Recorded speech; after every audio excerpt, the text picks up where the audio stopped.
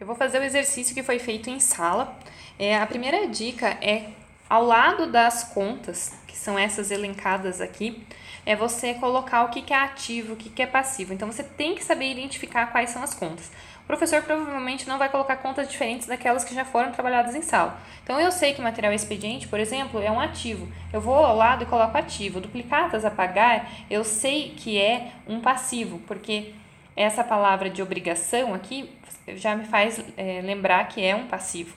As mercadorias, um ativo. Eu vou fazer todas as classificações, mas eu fiz aqui de forma separada, porque depois que a gente montar o balanço patrimonial, fica muito mais fácil de responder as perguntas. O que são bens, qual que é o valor dos direitos, capital próprio. Então, é muito importante saber fazer as classificações das contas. Então, o ativo circulante, eu peguei aqui todas as contas que estão embaralhadas e peguei quais são do ativo circulante. Mas eu sei que o ativo, ele é colocado por meio do grau de liquidez. Então, eu fui e coloquei do grau por ordem desse grau. Então, o caixa, que é o próprio valor, que é o valor em espécie, ele é o ativo mais líquido que a gente tem. Então, ele sempre vai estar lá na ponta do ativo circulante. Depois, o banco conta movimento, que é o valor que está depositado lá em conta corrente nos bancos, duplicatas a receber, mercadorias. Então, eu tentei colocar pelo grau de liquidez. Claro que esse grau de liquidez ele não está perfeito. O professor ele não nos deu subsídios para que a gente saiba fazer isso da forma mais correta possível. Mas a gente consegue aproximadamente colocar esse grau de liquidez. Lembrando que grau de liquidez é a possibilidade de transformar o ativo em dinheiro. Fiz a mesma coisa com o ativo não circulante. O que é o ativo não circulante? É aquele que vai aparecer com longo prazo lá no exercício. Ou um imobilizado, tal qual o terreno, por exemplo. Ele é um imobilizado. E o computador, ele também vai ser um imobilizado, logo faz parte do ativo não circulante, porque ele sofre depreciação, é mais difícil de colocá-lo depois à venda e fazer com que ele se transforme em dinheiro. Aí o grau de liquidez dele vai ficar mais aqui no meio, né? E a nota promissória de longo prazo vai ser a primeira para o grau de liquidez, que vai chegar mais rápido, vamos dizer, do que você vender uma construção, né? Um imóvel, né, que vai ser construído ou um terreno. O passivo circulante, agora, eu vou classificá-lo pelo grau de exigibilidade, ou seja, quando que eu vou ter que pagá-lo, né? Então, a primeira aqui foi colocar os impostos a recolher, porque você tem que pagar primeiro os seus impostos para o governo, porque senão você acaba ficando sem possibilidade até mesmo de participar de uma licitação, etc. Você começa a ter problemas para trabalhar. Aí depois duplicados a pagar, empréstimos e financiamento. Lembrando a diferença entre empréstimos e financiamento. Empréstimo não tem um fim específico, tá? O banco não precisa saber, e o financiamento o banco precisa saber qual que é. Então, nesse caso aqui, ó, é o financiamento de um veículo. Aqui esse empréstimo eu não sei para que eu utilizei, mas ele está aqui a pagar. Então, dentro do passivo circulante, que é até 1 ano. O passivo não circulante, lá no exercício, só tinha uma conta, que é o financiamento a longo prazo, que daí eu coloco aqui. Com isso, eu tenho também o patrimônio líquido, que está relacionado ao capital social, que é aquele que vem já descrito no contrato, o a integralizar, que é a promessa do sócio, e o prejuízo. Por que eu coloquei prejuízo acumulado? Porque lá no exercício, o valor do prejuízo está entre parênteses. Toda vez que está entre parênteses, eu sei que eu tenho que subtraí-lo. E aqui eu tenho então a cara do meu balanço patrimonial. Eu tenho do lado esquerdo o ativo, do lado direito eu tenho o passivo. Eu sei que o ativo ele vai ter natureza devedora, eu sei que o meu passivo ele vai ter natureza credora. No passivo eu tenho a origem de todos os recursos para depois aplicá-los no meu ativo. Fazendo todas aquelas classificações lá, uma a uma, do que é circulante, o que é não circulante, eu venho e coloco nesse formato aqui para que depois seja mais simples de tirar a resposta das questões. Então, eu vou somar os valores que estão dentro de cada um dos quadrados aqui, dos retângulos, né? Então, primeiramente, qual que é o valor do ativo circulante? Ou seja, aqueles bens e direitos de curto prazo. Vai ser um total de 54.770. Agora eu faço a mesma coisa com o ativo não circulante. Eu vou ter um total de 105.500. Agora eu vou para o lado direito, que é do meu passivo. E aqui eu vou fazer a mesma coisa, eu vou somar todos esses valores para saber quanto que é o meu passivo circulante. Total, 85.270. No não circulante é só uma conta, então fica mais simples. Eu sei que o meu passivo não circulante é de R$40.000. Para saber o valor do meu passivo exigível, ou seja, toda essa parte aqui de cima do meu passivo, eu faço a soma do circulante com não circulante e eu vou ter 125.270. O patrimônio líquido é a mesma coisa, eu vou fazer a sominha dos valores. Esses valores aqui que estão entre parênteses, eles são os valores que eu vou deduzir do meu capital social, que é o valor que está lá no contrato. E isso vai me dar um patrimônio líquido de R$35.000.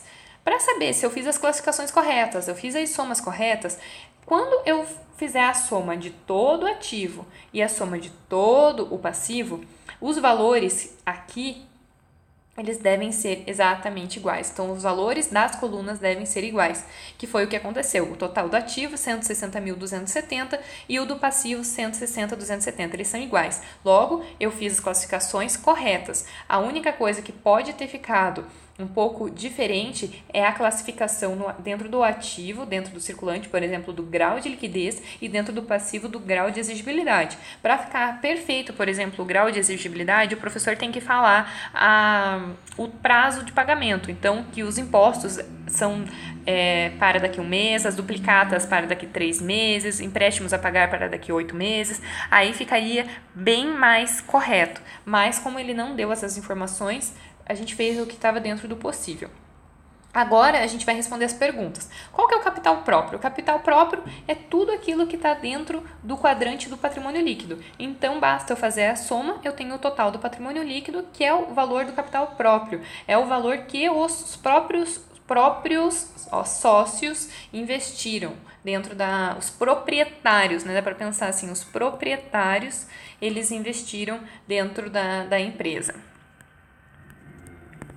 O próximo é sobre os bens e direitos.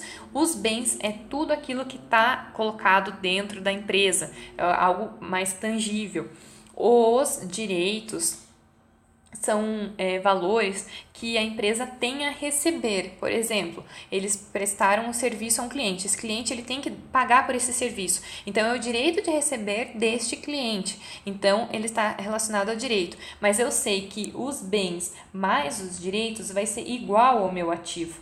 Então, se eu fizer a soma das contas que eu considerei como bens com as contas que eu considerei como direitos, que nesse caso o meu total de bens deu 117.770 e os meus direitos deu 42.520, tem que dar exatamente igual ao valor do ativo, que é 160.270. Daí fica até mais fácil, como se fosse uma prova real para ver se a gente classificou corretamente. Depois o capital nominal. O capital nominal é aquele que está no contrato. Ou seja, aquele valor que foi colocado lá na distribuição das cotas, na hora que os sócios firmaram o contrato. Então, o valor do capital social, 50.000, essa é a resposta do capital nominal. Agora, o capital de terceiros. Capital de terceiros é tudo aquilo que está dentro do meu passivo exigível.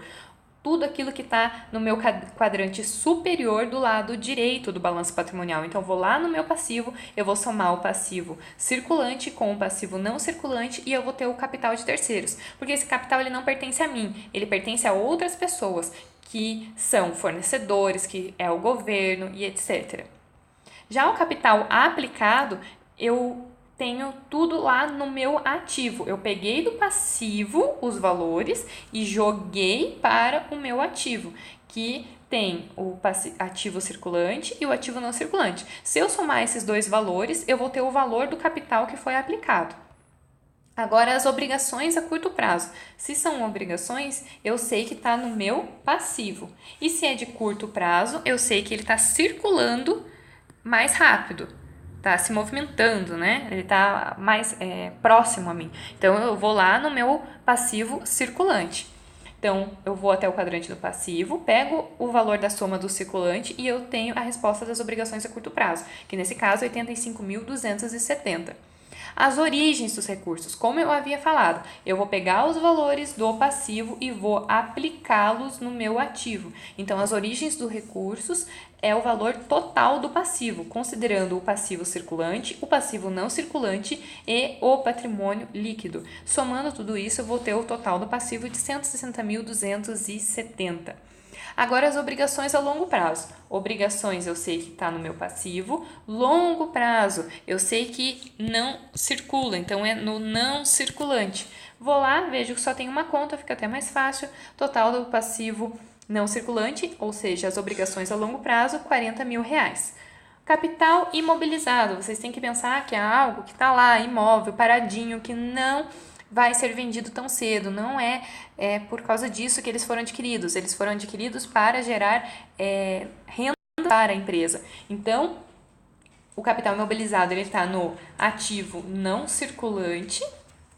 E lá eu vou ter essas 4 contas, né? Esses 4 bens, né? Que vai ser o computador, veículos, terrenos e construção, que vai me dar um total de 85.500. Agora, o capital integralizado. De novo, é o valor do capital que está lá no contrato social, menos o valor a integralizar, que é como se fosse a promessa de um dos sócios ou do sócio de colocar isso depois na empresa. Aí eu tenho o total do capital integralizado, que vai ser R$40.000. Mas o que é mais importante de tudo isso não é em si responder a essas questões, mas é a gente saber esse balanço patrimonial, é saber colocar que o ativo ele vai estar do lado esquerdo, o passivo ele vai estar do lado direito, saber o que é circulante, o que é não circulante. Não é nem a ordem dos valores aqui dentro, mas saber que o caixa ele está dentro do circulante e que o terreno está dentro do não circulante. Isso é muito importante. Mas se na hora der um branco ou qualquer coisa, dá para saber fazendo essa soma. Se algum dos lados der alguma diferença, por exemplo, se tivesse uma diferença de R$20.000, eu vou nas contas e eu vou ter lá, opa, eu tenho uma conta de R$20.000 que é uma nota promissória. Será que essa conta aqui não é ela que está dando um problema? Vou tentar reclassificá-lo. Aí fica muito mais fácil para responder as questões. Por isso que eu indico fazer primeiro esse balanço e depois ir respondendo as questões para não se embaralharem na hora de fazer na tabelinha ali que os valores vêm apertados que o professor dá.